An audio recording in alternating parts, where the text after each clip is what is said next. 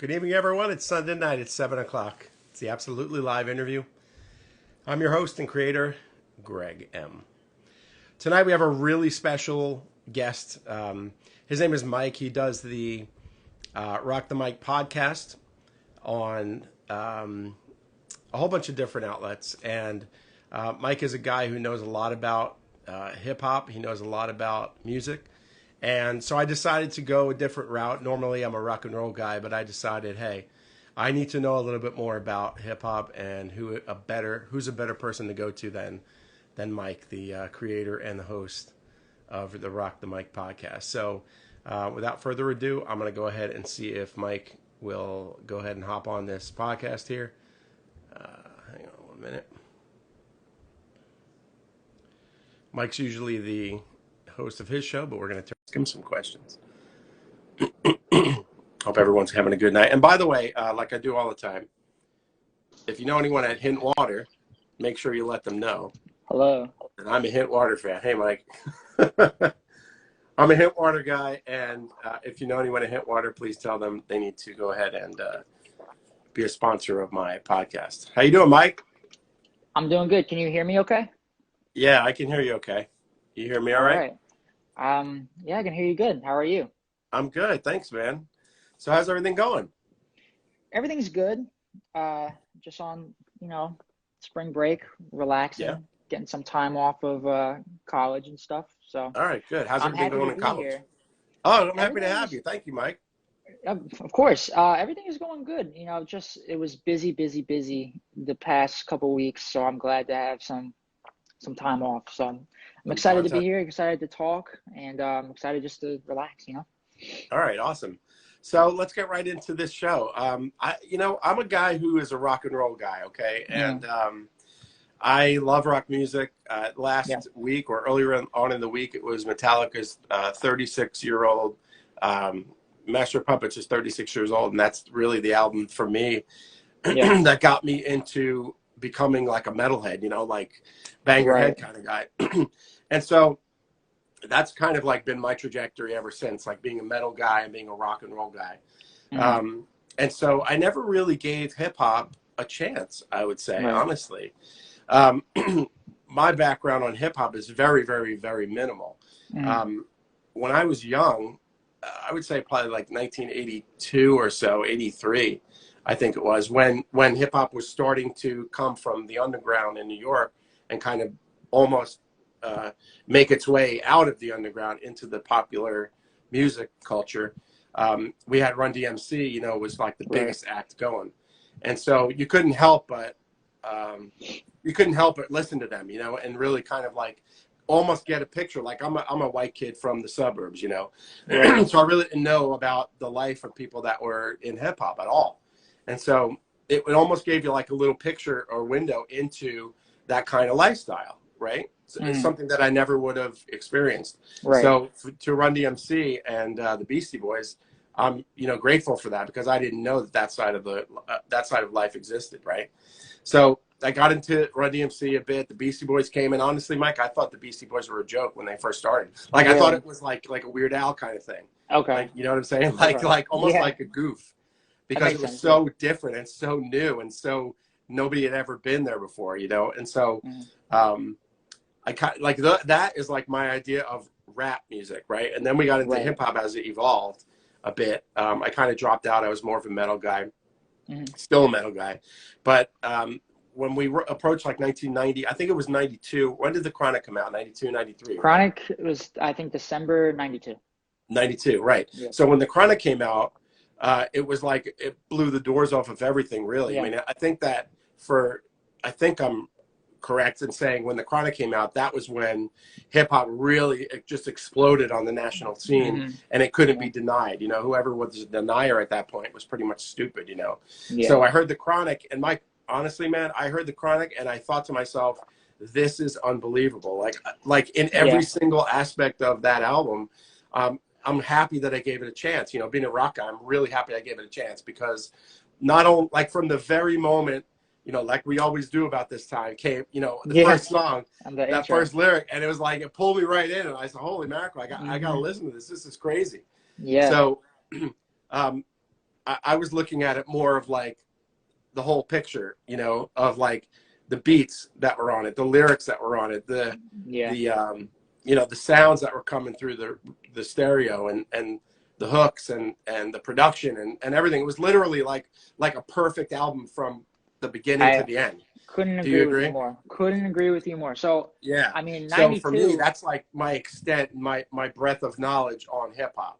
So I'm not a knowledgeable guy on hip hop. Right. So when I had the opportunity to have you on, I thought this is a really good way, not only for me, but for people that wanted to know more about it, to kind of understand, number one, what it's all about, number two, how they can relate to it, and whatnot. So that's what I want to talk about with you tonight. I want to talk about, I was just thinking that right before I put the phone on, is that I want to talk to you about that. Like, what is your experience with listening to hip hop, and how did you become somebody that was kind of like a knowledgeable, like font of information regarding hip hop? Because I've watched your podcast and it's badass, you know. Thank you. You actually know what you're talking about. You're a guy that takes it serious. Yep. You have really good guests on, you know, and you probe them with questions and stuff. So it's exciting for me to see you doing that. I don't know if people know, but Mike is my nephew. So Mike's my nephew, and we've never really talked about music like this. So it's pretty exciting for me to have you on, Mike. So if you don't mind, just tell me a little bit about the history and the thought process that you had thinking about, you know, let me go ahead and start this Rock to Mike podcast, because I want to, I don't know what the, you know, I don't know what the reason was. So please just go ahead and let me know if you don't mind. Absolutely. You start at the beginning, whatever you want to start. I'll start at the beginning. So obviously, you being my uncle, and, you know, the way the music, my dad, like, none of you guys don't listen to, like you said, hip hop is not your genre. That's not, you know, my dad's a big rock and roll guy. You know, so I grew up listening to that, being exposed to that from him. But funny enough, my first real exposure, I would say, Dad played me. You mentioned the Chronic. He played me for the first time California Love, Tupac and Dr. Dre. So that was I heard that, and he also played me the Miseducation of Lauryn Hill album. Oh yeah, which is great as well. And, amazing. So, I mean, I love the Chronic. It's kind of the same thing. It's educational in a sense, because, you know, it gives you a glimpse into that world, because obviously I'm another white kid from the suburbs. I don't grow up I haven't grown up that way. And being able to experience that through music is it's super educational. And just from the Chronic alone, obviously I'm only 20 years old, so I wasn't around. I was like an afterthought in 1992. Like I didn't exist. But that's true. Going I back forgot. in time, it's like it's like a time capsule. You go back in time, and especially they're talking about things like the Rodney King trial and police brutality and things like that, that was like very important at the time. And listening to that and being able to see the perspective on it then and have the hindsight of what happened now is very interesting to compare. And also, you know, the beats are incredible. The lyrics are incredible. That was like the introduction to the Snoop Dogg to the world. Yes, that's right. Because he's all over that album. And of course, Dr. Dre is one of my favorite artists ever. Yeah. So I would agree with you and say the same for me, for sure. Yeah. You know, I have nothing but respect for him. I mean, really, he's genius. He really is a genius. And then the second one came out, right? And it was, I'm not going to say it was just as good. It was just another level.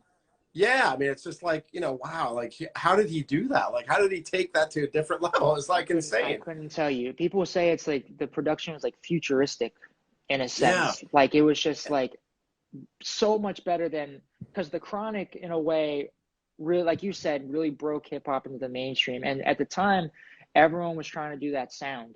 And this is off the research I've done. People were all trying to encapsulate the vibe and the sound of the Chronic. And the same thing when 2001 came out, which was in 1999. It was called 2001, came out in 1999. That's right. But it's the same thing.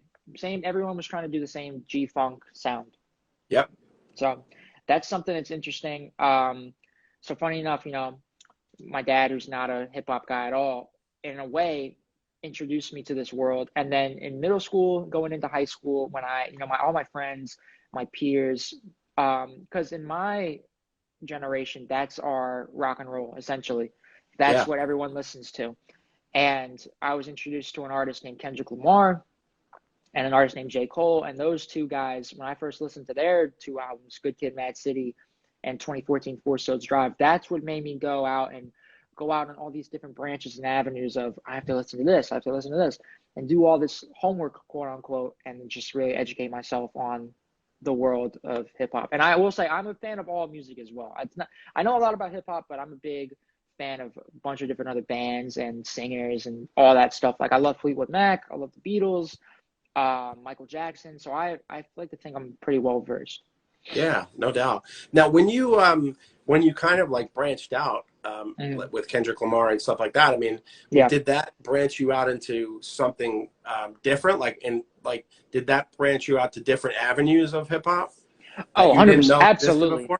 Absolutely. So the Chronic, I always had a knowledge of Dr. Dre because he was, Dr. Dre. He's everywhere. He's got beats. He's, he does all this work. Kendrick Lamar, I knew California Love, and I knew, the bigger songs like Still DRE and The Next Episode, Nothing But a G Thing. But Kendrick Lamar, that album that I mentioned, Good Kid, Mad City, has Dr. Dre on it, on a song called Compton. And so that kind of made me find the Chronic and that stuff. And there's artists like Snoop Dogg and like the Dog Pound. And so I go from there, from the Chronic to Snoop Dogg, and I find artists through there. So it's really like the people that are featured on the albums. It's like an olive branch. It just keeps going.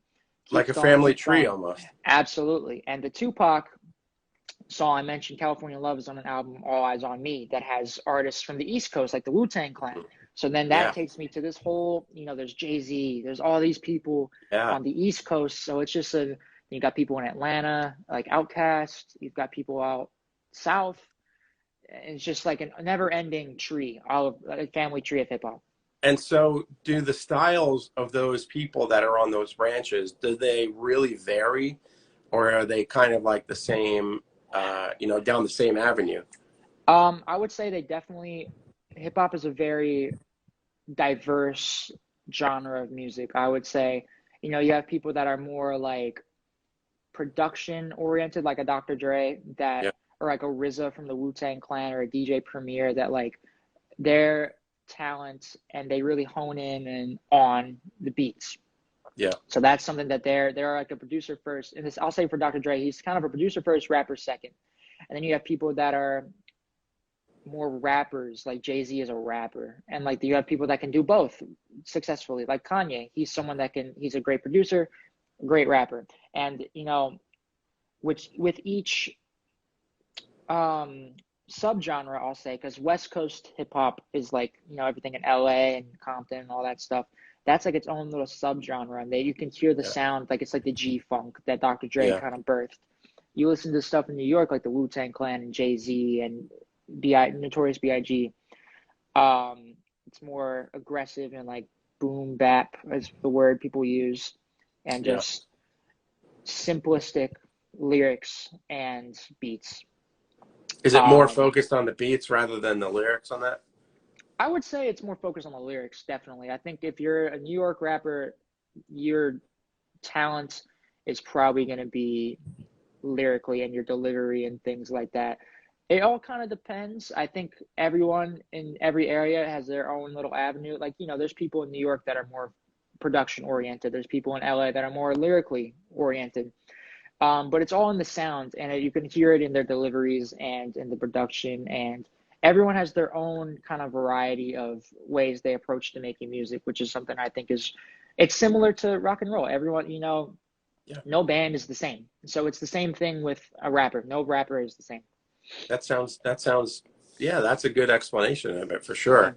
What about a guy like Busta? What kind of subgenre is he? What does he represent? Busta is in like his own world. He's just he's a character. He's like an old dirty bastard from Wu-Tang Clan. He's just like he's like a cartoon character brought to life, with his hair and just his delivery. Well, hair back then. He doesn't have hair now, but is he still around? Like, I don't even know. I mean, he's still around. He came out with an album, I believe it was last year, maybe 2019, 2020, but he's still around. But he definitely is in the New York, obviously the New York atmosphere. And he's more, I'd say, lyric oriented. But he has a personality for it. And I think another thing is your personality. It really impacts you as an artist as well. Um, for rock and roll or metal, or heavy metal, I would say Marilyn Manson has a very distinct personality. For sure. Ozzy Osbourne has a very distinct personality. Busta Yeah. Rhymes he has a very distinct personality. And I think a lot of other artists, like Old Dirty Bastard, like I mentioned, they have very distinct personas, and that kind of draws you in Now that aspect. I'm sorry, Mike. I'm sorry to walk over you there. You're Is good. he? I mean, is it more like? Do you think that it's actually like they're actually, uh, as opposed to the original West Coast guys Mm-hmm. like Snoop and Dre and Mm-hmm. Ice Cube and those guys? Yeah. Do these other guys, do they actually live the lifestyle, or are they kind of just talking about it? I mean, I'm sure there's a sect of them that do just kind of Mm-hmm. like talk about the lifestyle, whatever. They don't really live it. It's just Yeah. kind of the money, aspect of it Yeah. that they're after. But would you say that most of the guys that are rapping about it are actually talking about real life? I would say probably 90% of rappers, when they rap about something, they either did it or they're living vicariously through someone else. They know someone that's done it. I would say Yeah. probably 90%. So I would say yes. Okay. Yeah. Yeah, that's good. Yeah, because like for me, like when I hear somebody, let's just say, I can't think of somebody on the top of my head, but when Mm-hmm. I hear songs by certain artists, you can Yeah. tell that, especially live, you can tell that they've lived whatever they're talking about. Right. I don't know if you've gone to a lot of rap shows or whatever. I don't know how it is, Mm-hmm. but I would imagine that a lot of them, or most of them, probably are rapping about for real, something for Yeah. real. You know what I mean? And that Yeah. to me is more honest than anything else, rather than just doing Right. it just for the coin at the end of the day. Do you know what I Mm-hmm. mean? Right. Yeah, Yeah. no, I personally have not been to any concerts, unfortunately, but Wow. even watching, I know it sucks, but even watching performances on YouTube, because that's something I do as well. Again, like Yeah. living vicariously, I'll go watch. You can see in their energy and their demeanor, and especially lyrically, you can really tell if someone's exaggerating. Like if it's like too much, then you might think they might be exaggerating a little bit. But Yeah. someone like Jay-Z, like he really, and there's evidence behind it that he was a former drug dealer that moved Yes. I crack heard that. cocaine, all that stuff. And that's something he talks about in his music. And I think personally, I enjoy an artist that's transparent and Yeah. is able to tell you stories. I love storytelling. That's something I will say. I love artists that can tell a story like a Jay-Z or a Kanye or Dr. Dre, like we mentioned. Yeah. That's something that's part of the appeal for me in a lot of hip hop. Yeah, same here. Like I was saying, Mike and I had a conversation earlier today about how it was the first time that I saw Straight Outta Compton, and Mm-hmm. I really enjoyed it. And it's like when you hear, or when you hear their stories about how they lived before, I guess, and maybe and during when they were in Mm-hmm. NWA, Right. that's how they lived. You know what I mean? So Yeah. they're just rapping about their life. Especially Ice Cube. Yeah. And Yeah. Dre, you know what I mean? Mm-hmm. Especially when Ice Cube 100%. went solo and he's talking about, today I had a good day. I mean, that's some Right. great lyrics in that song. I mean, Right. they're very descriptive, but I think that it's Uh-huh. really real. I mean, there's no way that anybody who hadn't gone through that somebody who hadn't gone through it could have never written those lyrics. I mean, they're just genius. 100%. No, I They're agree. genius. I Couldn't mean, I agree was more. listening to it, like really listening and analyzing it today. I mean, it's just great. It's descriptive. It It's really very paints a descriptive. picture, It imagery. really, I love it. yeah.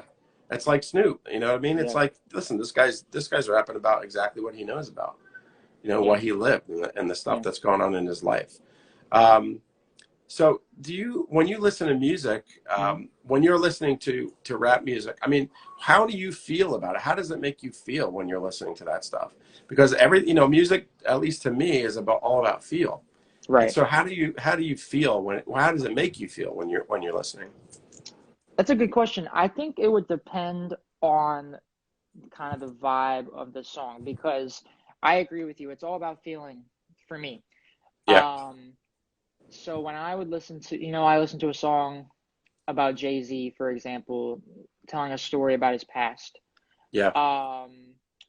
I'm listening to hear the story, educate myself, and just kind of get context for how that has impacted his career. For example, if I'm listening to a song by Snoop Dogg, it's kind of like a feel-good song, like a party song. It just Yeah. depends on the context, I think, of how I'm listening to it. If I'm just laying in my bed listening to music, or if I'm going on a long car ride, I'm Yeah. really listening, trying to figure out their story.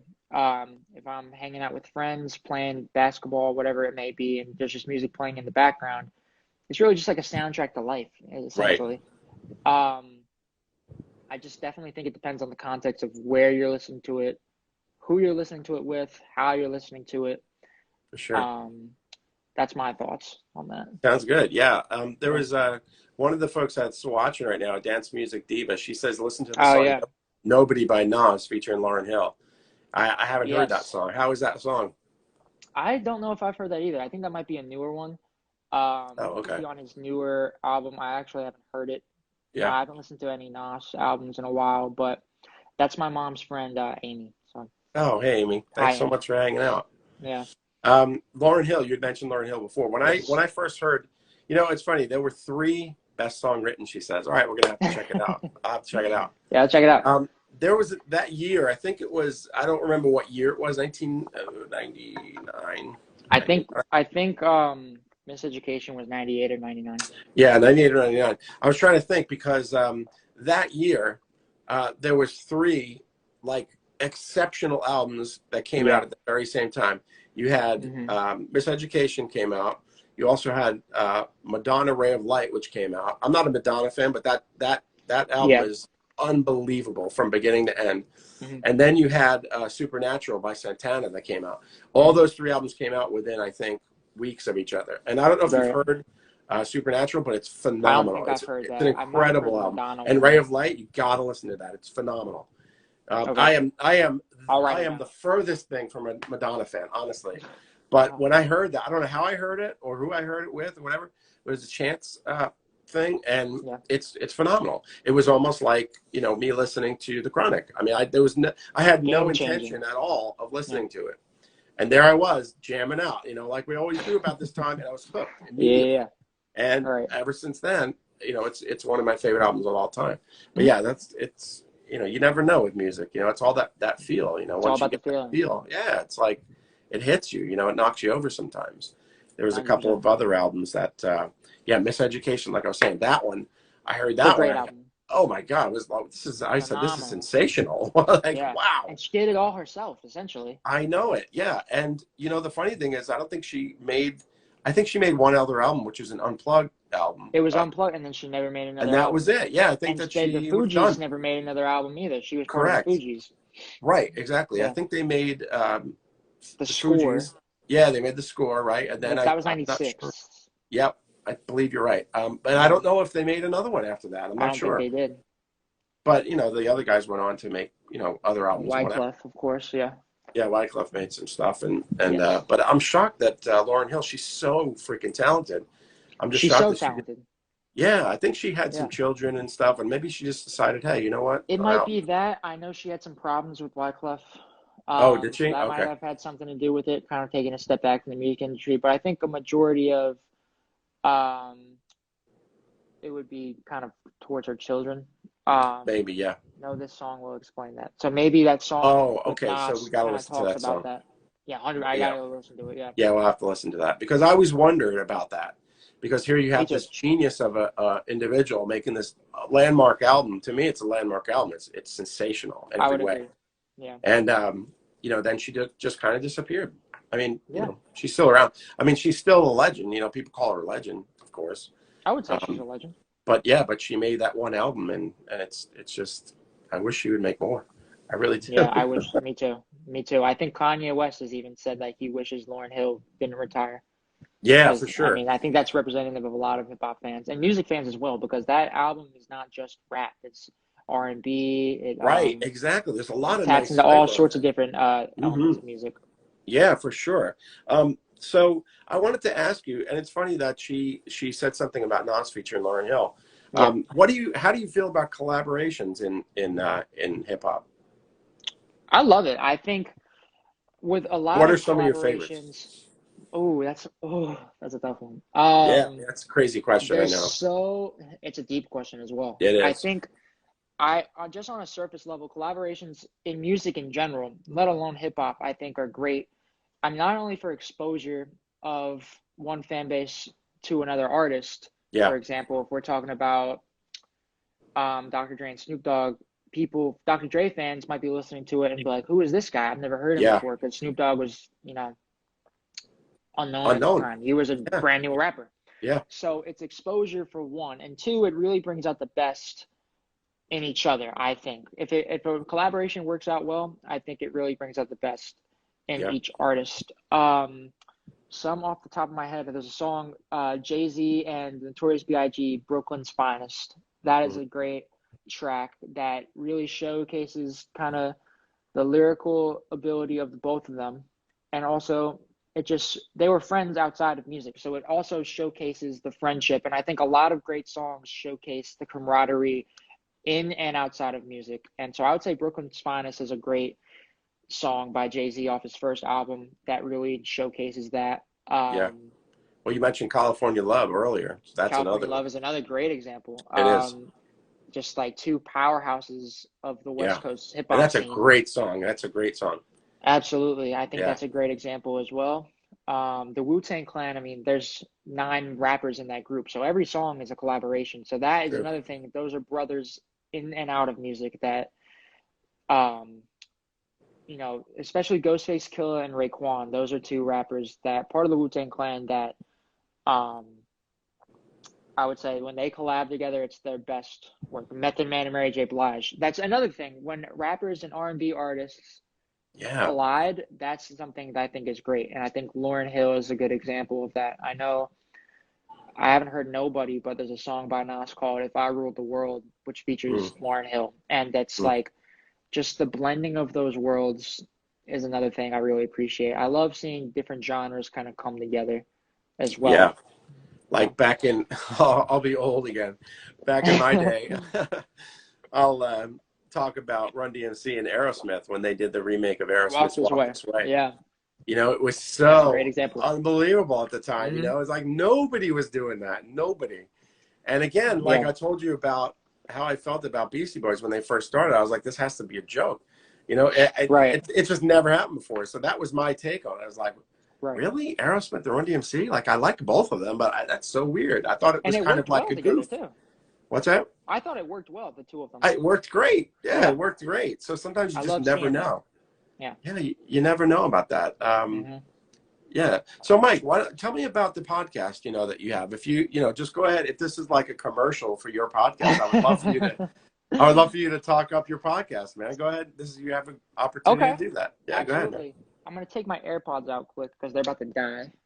Oh, okay. Can you hear me? Yeah, perfectly. Can you hear me? Okay, cool. Yeah, I can. Yeah, these are about to die, so I just wanted to take them out. Okay. So the podcast started, so I'll preface this by saying I have always been making content. My mom's in here. She'll be able to tell you. I was trying to make YouTube videos for the longest time. I tried making Minecraft videos. I tried making basketball videos. And then at the tail end of my YouTube career, it was starting to blend into music. I would post album reviews. Like I think The Chronic was one of them.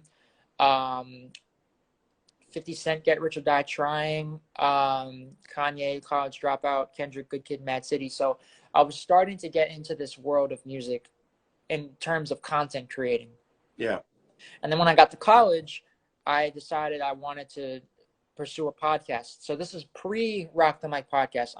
Originally I had a podcast through my school's kind of podcast creating club. I go to UNC Wilmington, and the club was called Hawkstream, or is called Hawkstream. And I'm still a member of Hawkstream. I just don't make content anymore. I'm kind of in charge of it now. And I was making these podcasts, and I was inspired by a couple different rap-related podcasts, like the Joe Budden podcast, Drink Champs, which I was actually just listening to in the car, Rap Radar. So those are a couple of different artists that, at least in the case of Joe Budden and Drink Champs, are former rappers that have branched into the content creating world and have rebranded into podcast hosts. Mm. And I'm listening to it, and they're telling stories of their careers and talking to other artists, and I'm like, wow, this is really cool. So I start making a podcast in the vein of that, where they're discussing events going on in the world of hip hop. Yeah. I made it in that initial podcast, which is called Music at the Dub, because we call Wilmington the Dub.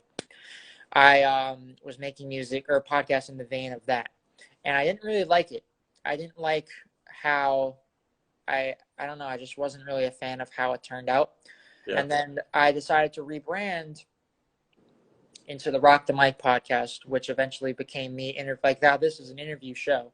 Yeah. It turned into an interview-based show, and I like that format a lot better because I feel like how I was originally making podcasts with Music at the Dub, I boxed myself into like whatever content had came out that week.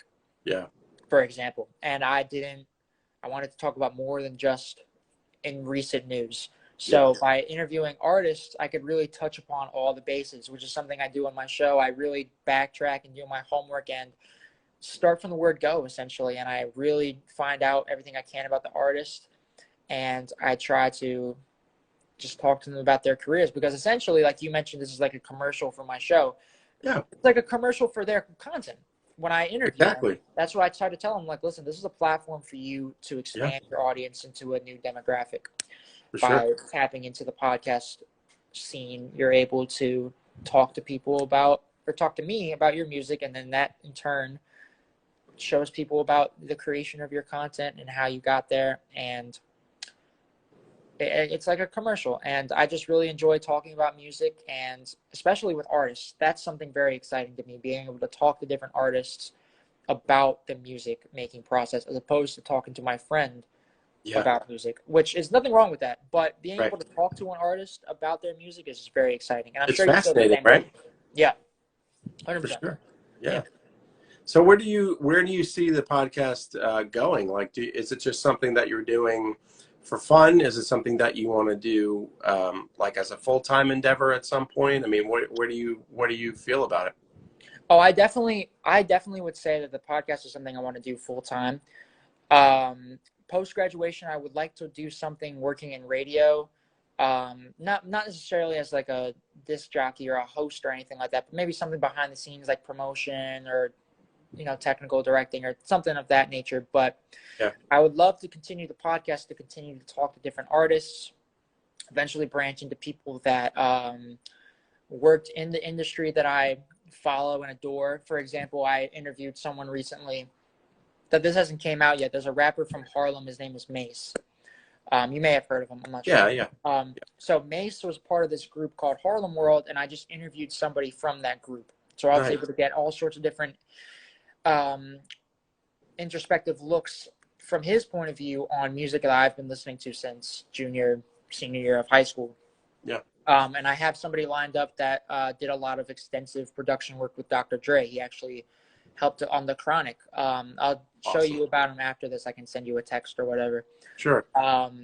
His name is Chris the Glove Taylor. The guy I just interviewed is Mino. The guy I'm interviewing, have yet to interview, his name is Chris the Glove Taylor. So that is, being able to slowly but surely get to these bigger name artists is something exciting that I really would love to continue going forward. No kidding. That's great, Mike. I was just going to say. I was like, you look like you're getting Mike, you're slipping, man. Like, Uncle Greg, where are you? You're getting slow. Your head only. Oh, my God. Mike's body's leaving him. So, wow, that's great, man. That's awesome that you want to take it full time like that. Absolutely. And, I'm just curious, if you want to get into radio, I mean, you have this podcast, which is successful. Why would you want to not be in front of the camera anymore? Well, I mean, is it something you don't want to do, or you would just rather do something else? I would rather. The way I see it is, I am in front of the camera, or with the podcast, obviously. Yeah. And being the real hype. Look at him. What up, A hype? So obviously, I am in front of the camera with the podcast. Yeah. The way I see it is being able to be behind the scenes and getting more of a look into how the production side of it works, because I produce a lot. All of this is on my own. I don't have anyone helping me I edit everything. I produce everything. I come up with all the questions by myself. Yep. I think being able to get on the other side of it, maybe with marketing and promotion and things like that, if that's the avenue I decide to go, that could obviously propel me into this bigger scene. Might be able to get some connections to come onto the podcast, and it would obviously also help the podcast out by taking this knowledge and applying it to the podcast. But it's also to see how the industry works, because it's something obviously I followed for a long time, and I just would love to learn a little bit more about it and be a part of it on a bigger scale. Yeah. If you were to go to work into radio, would you look to work at a hip hop channel or station? Oh, you would. Okay. I would. I mean, I'm not opposed to working to like a, today's hit station or like a rock station, but I mean, ideally it would be hip hop. Okay. Do you have any thoughts in mind, like where you want to do that? Are you going to stay in North Carolina? Oh yeah. By the way, Mike lives in North Carolina. Yeah. Wilmington. Yeah. For those that don't know. Now you know. Now you know. Let's see. I don't know. I was trying to get an internship down in Wilmington for the summer. I'm not sure how that's going to turn out. I've applied, haven't heard yet. But as far as a career, I don't know. I think I was talking about this with my girlfriend a while ago. I would want to go somewhere with a hip hop kind of market. So like, obviously there's New York, there's LA, there's Atlanta, and Charlotte is a pretty good market as well. So not necessarily would want to stay in North Carolina. I'm not opposed to staying in North Carolina, but my options, I would say, are open. Well, you were just saying Charlotte is a pretty good area for that. I mean, you've had some guys on your show. I've watched a couple of the podcasts, and you've got local guys there that seem to be doing pretty good, and they know what they're doing. I think out of, we've recorded 15, I think maybe 5 or 6 have been from Charlotte alone. Wow, that's great. So I love highlighting talent from the city as well. There's a big market for it, I guess, up there, Yeah. Oh, 100%. Yeah. Yeah, that's awesome, man. Do you ever get involved with any kind of television up there, like people that are on television? So I don't in Charlotte. There's a class I'm taking at school where it's a studio production where I'm able to get in there and I'm working behind the camera. It's literally if I can show you, it's a studio. Actually, I don't think I can show you because I don't have pictures, but it's a studio and it looks like a TV studio. There's a desk, there's a blue screen curtain. There's 3 functioning cameras. Oh yeah, there's a teleprompter on the camera. They've got lavalier mics, and then in the back there's the switcher, which is when you watch a newscast and you see the cameras moving back and forth. Someone's back there clicking a button. There's one of those. There's an audio board. So that is something that's really cool to me as well. And obviously that's TV production in a nutshell. And I also have had a teacher that is a news anchor in a Wilmington station. So that's really cool. I could see myself doing that. I'm kind of leaning towards radio, but I could definitely see myself working in some kind of atmosphere like that. I think that would be really cool. Have you been able to make any contacts in radio at all? In radio, I have not. Other than, podcasting I wouldn't really consider radio, but not specifically radio. But I'm going to be taking a audio production class in the fall that can maybe help me with that. I'm not sure how I don't know what the details of that class are going to be, but that might be something to give some experience as well. Yeah, it sounds like if you're going to try to go that route, you might want to try to reach out to some people and just be like, hey, maybe you might want to watch my podcast and so on, just some helpful advice. That's all I'm saying. Thanks, Uncle Greg. Oh, you're welcome. You're welcome, nephew Mike. I appreciate that. So what else is on tap for you, man? What else is going on? Well, as far as the podcast goes, I would say just continuing to reach out to artists, see if they'd be interested in the show. I also have a majority of artists come to me first, which is something that's really exciting. Yeah. One of my favorite things about the growth of the show is that I'm starting to get people that are asking me to come on as opposed to me asking them to come on. So that's something I'm like, wow, this is insane. This is crazy. Really cool. So there's that. Continuing to branch into artists in the industry. slowly learning a little bit more about marketing and promotion and things like that. Um, and just experimenting with new ways to release the content. Obviously, we're on, for those of you who are watching that don't know, we're on Spotify, Apple Podcasts, and YouTube. And obviously, we have social medias as well. This Instagram account, we have Facebook, Twitter, which I don't really use that much. And then again, YouTube, Spotify, Apple Podcasts. So it's exciting to do the podcast and learn a little bit more about the ins and outs of social media and promotion, and what kind of content works for your audience and what doesn't. So I would say coming up for the show is just experimenting with new ways to create and distribute content, and just getting new and exciting artists on the show.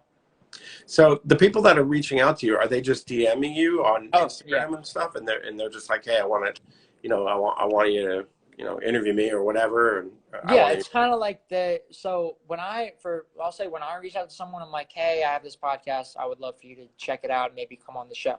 Yeah. When someone reaches out to me, it's kind of, hey, I've seen your podcast, I would love to come on to the show. Or like, are you doing interviews? Are you taking interviews? Like, people asking me like that.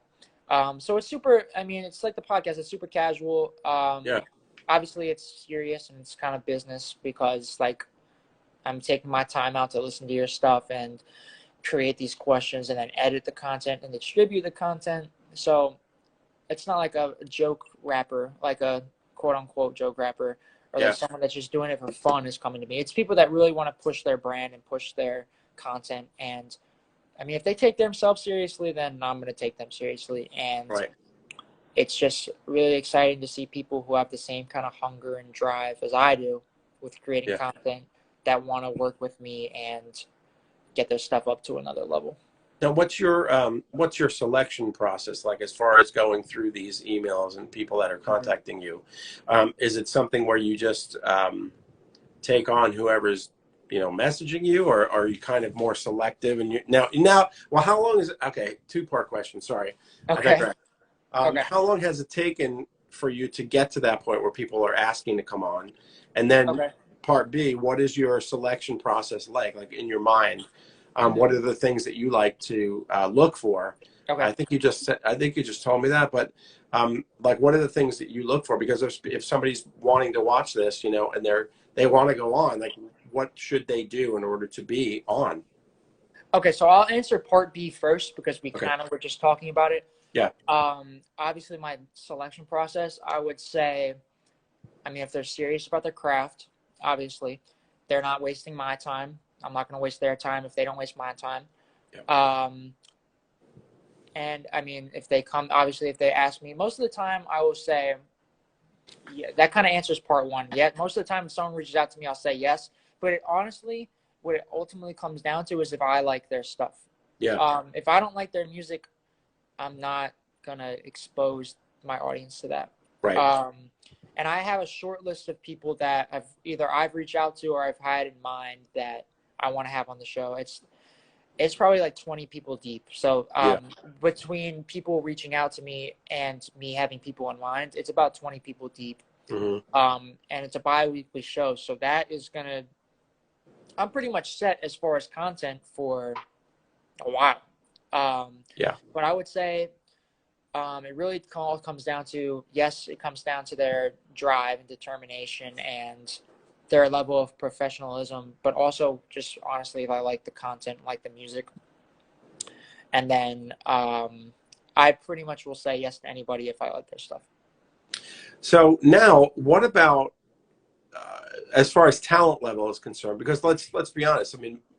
A lot of people that are in this game are not going to be at the level that you want to interview.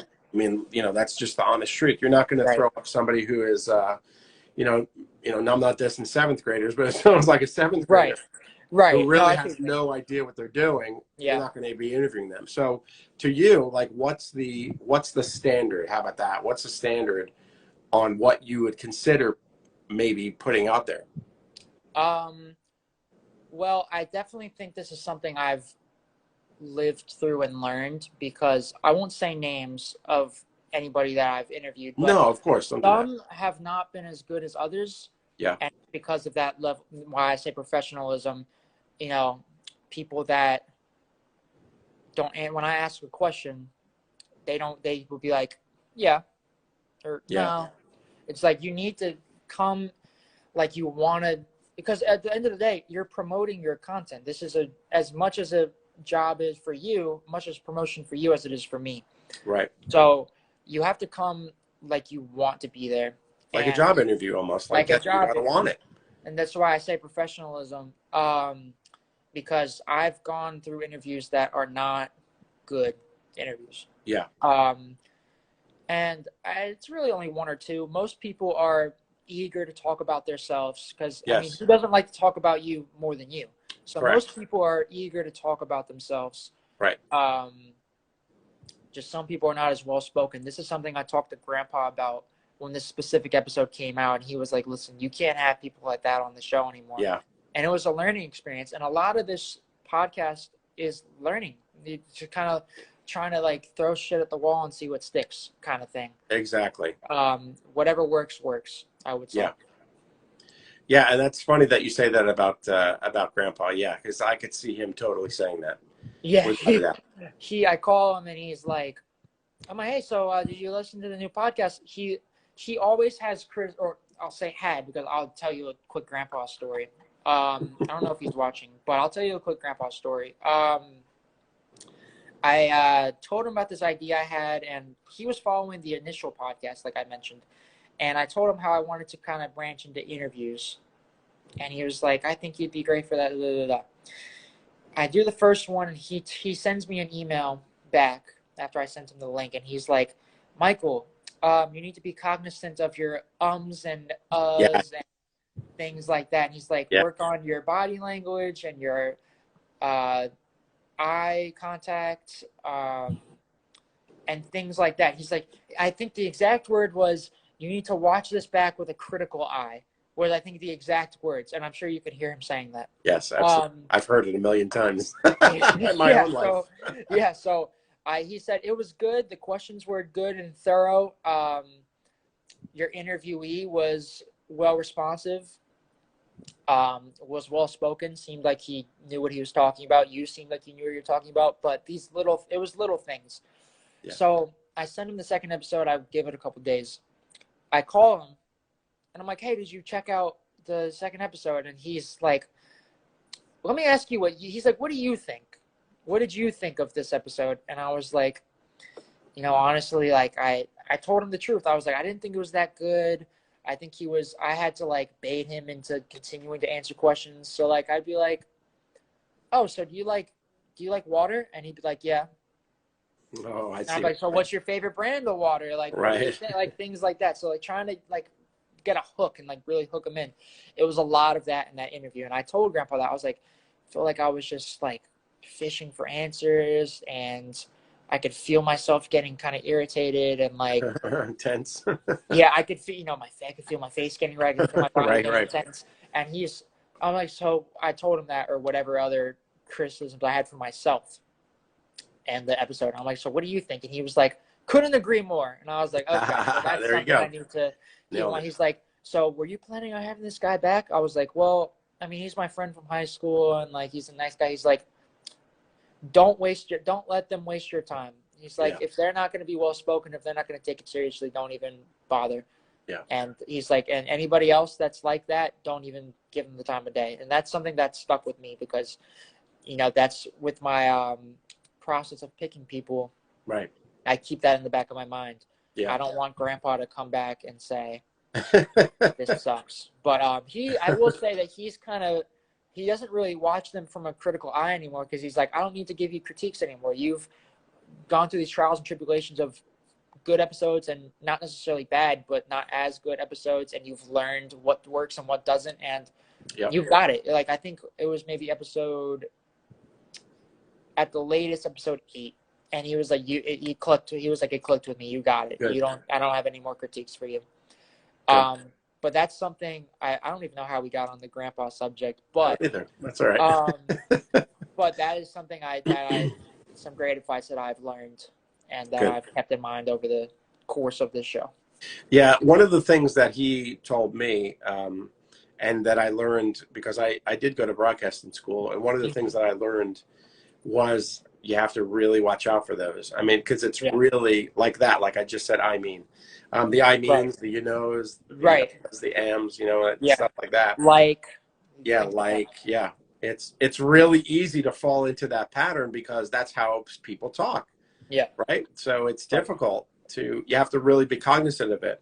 But like you're saying, once you know about it and once you get into the swing of things, kind of wash that if out. you're aware of it as well. Once you get into like a rhythm with it, you just kind of talk like you normally would, and you're not as nervous, and you're not as worried as the and like and things like that.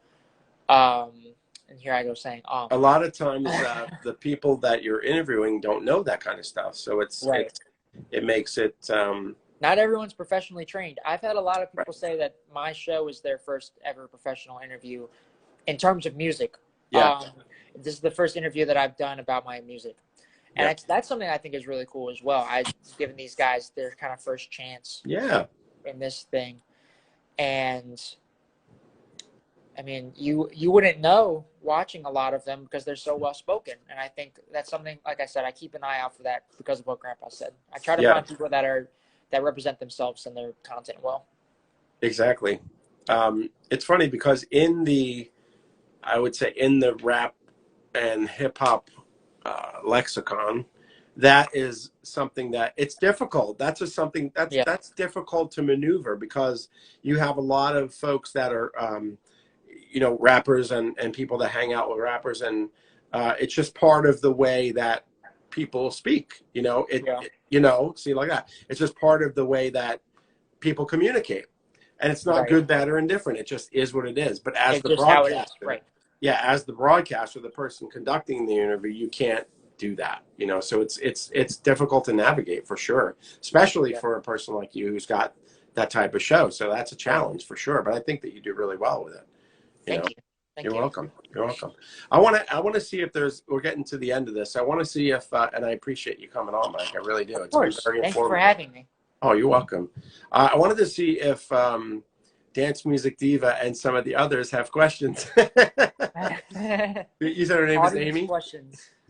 Who's still in there? Who else has any questions for Mike? If you have any questions regarding his podcast, regarding his process of how he goes through things. Like, Mike, what is your process as far as how do you prepare yourself for a show? And you mentioned it before, like you do some research and whatnot, but do you have like a strict process that you go through before each show?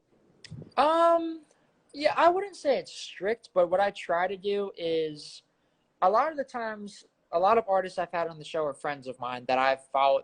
For example, one guy, I've been following his music since he started making music freshman or sophomore year of high school. So I know a lot of the things I want to ask and kind of avenues I want to go in as far as questions. But if it's an artist I haven't heard a lot of or I've never heard, I would say I just try to listen to the content.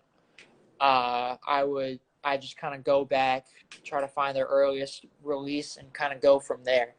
Not earliest, I'm sorry. Their oldest and go to current and that kind of thing.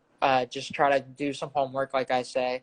And a lot of them, if I like a certain song, I go in depth with that song. And see their development, really. And I try to see the development of the specific song. Maybe it's the lyrical content or the production.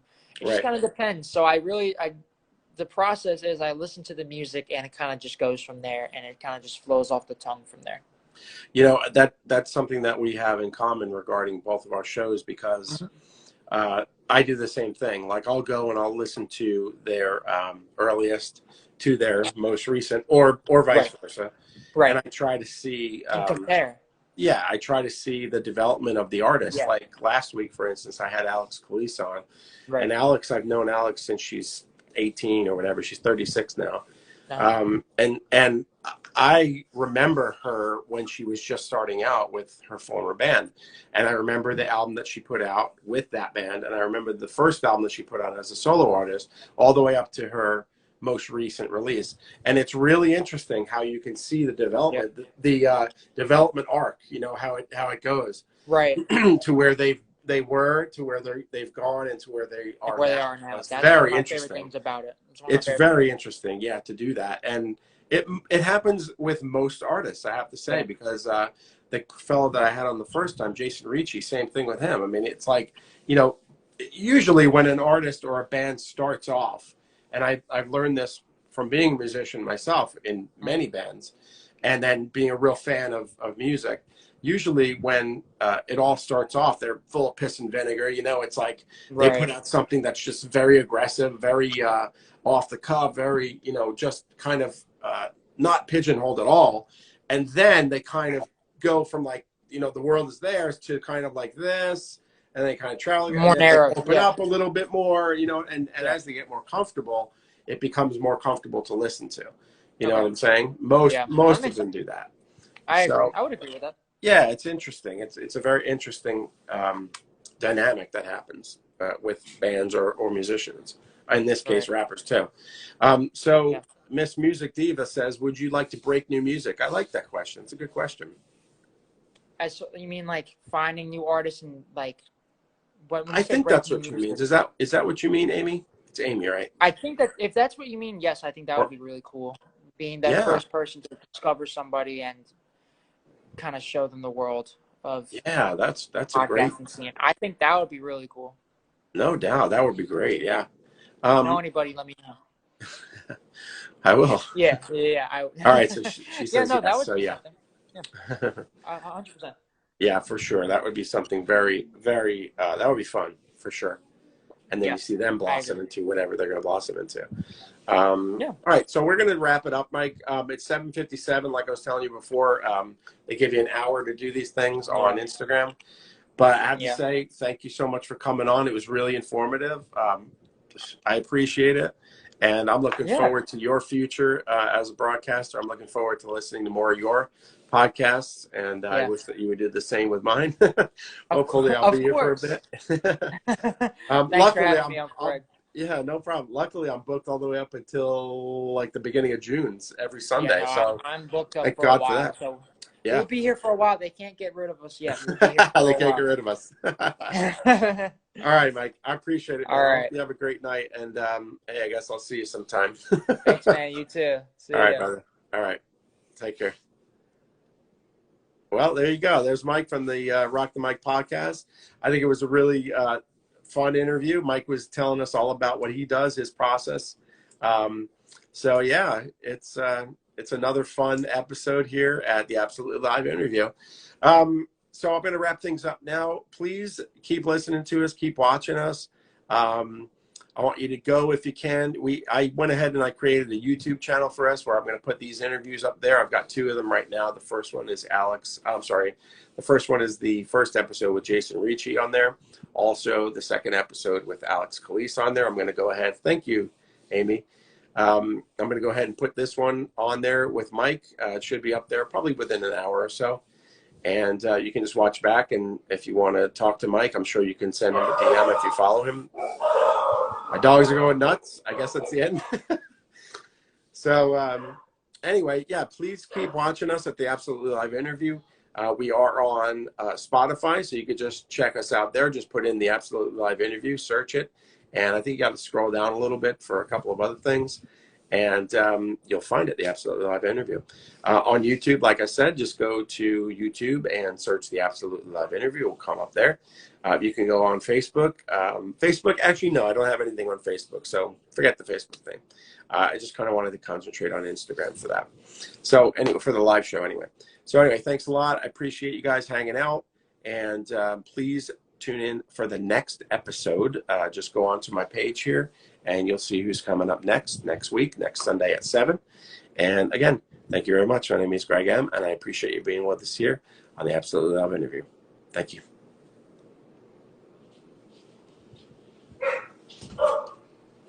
Are you done?